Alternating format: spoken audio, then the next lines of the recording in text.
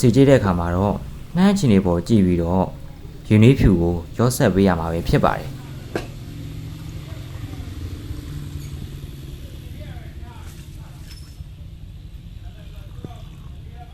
ထုံတော်မှာတော့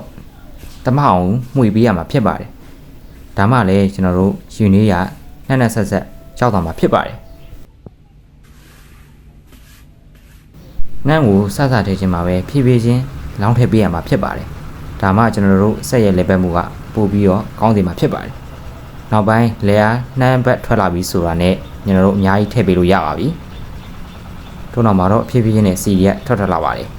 နှစ်ဘက်ဒီကိုတော့ကျွန်တော်တို့ဖြည်းဖြည်းချင်းနဲ့ပြန်ပြီးတော့လောင်းထည့်ရပါတယ်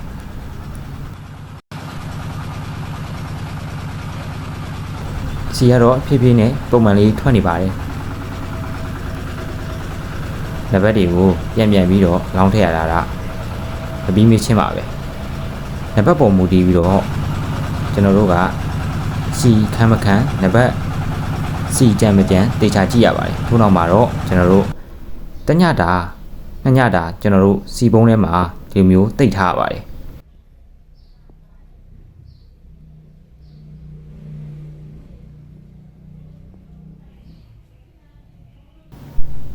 ဒီလိုပုံးတွေမှာတညလောက်နှစ်ညလောက်သုံးညလောက်ကျွန်တော်တို့တိတ်ထားပြီးတာနဲ့ကျွန်တော်တို့နောက်ဆုံးမှာတော့